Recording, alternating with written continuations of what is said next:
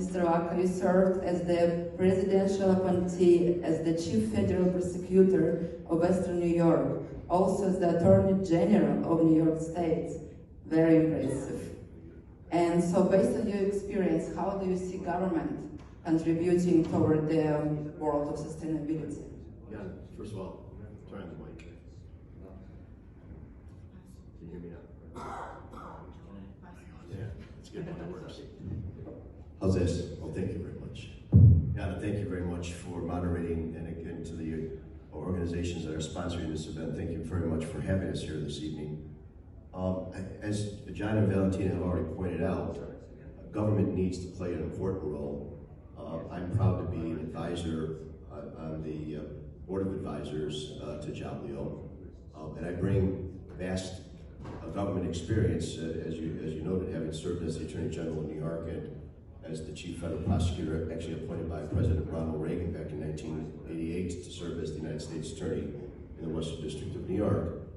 In Western New York, so it's where we live in Buffalo. It's just a stone's throw from Niagara Falls. The Great Lakes flow through the Niagara River over the falls, but what's important about that location is we are literally on the border. So from my office in downtown Buffalo, and in one of the largest law firms in Buffalo, Mathias is where I work, head up the Government Investigations Unit, but from my office, I can see the Canadian border. And when I was a federal prosecutor 30 years ago, the border represented quite a challenge. It represented a challenge for businesses. It represented a challenge for the government, both the Canadian and provincial government and the United States government. But it also represented a challenge for all those individuals, millions of individuals who are crossing that border, which is a pretty seamless border from Canada into the United States and vice versa. I think, from my perspective, there are really four stakeholders, important stakeholders that Joblio really attracts. Obviously, the worker, the migrant who wants to move for better opportunity, for better economic opportunity, to improve their family's lot in their country of origin. It's the employer is another constituency, because the employer is always looking for reliable, stable labor. But the governments on both ends of that transaction, the host country government, and the receiving country government, also are very important parts of this equation. And if done correctly, if Joblio performs as designed, the governments on both ends benefit. The government on the receiving end has a reliable and indeed identifiable flow of migrants into the country. And it's a system that makes sure that sex trafficking, child trafficking, smuggling, and all other types of criminal activity that usually occurs around border transactions, to say nothing of the abuse of the laborer, who oftentimes is the victim of the job broker, the person who's trying to match the worker with the employer, oftentimes takes advantage, most times takes advantage, usually economic advantage, of the worker.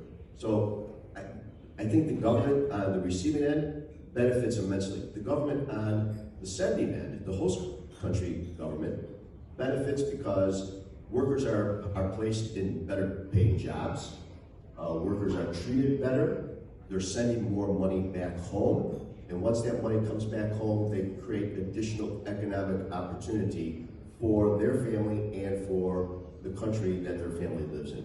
So in my view, as John pointed out, government needs to play a role, because government can be a beneficiary of the type of services that Joblio provides. But all these horrible situations you mentioned, is it still happening in the USA as well? Well, all you have to do is pick up a newspaper. I read international newspapers, typically the Jerusalem Post, almost every day, and you can always find a story in an international newspaper about the crisis that we're seeing on the American southern border. And one thing that I don't intentionally leave off of my resume, but it's because it's a little different than what I do what I call my day job as an attorney, but I also am an employer. I run a family business that's been in operation for 81 years. We are in agriculture.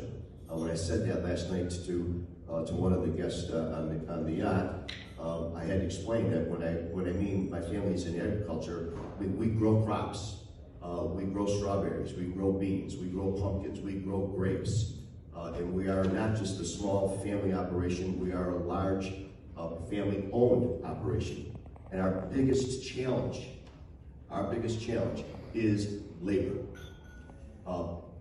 And it's very confusing to me as a former federal prosecutor, so I understand, the impact and the importance of federal laws and obeying federal laws.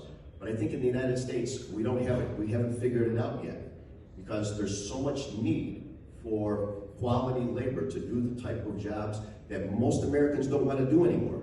But yet there's people knocking on our door, on our southern border, who are eager to do those jobs, but we don't have a seamless system in the United States to be able to wed those migrant workers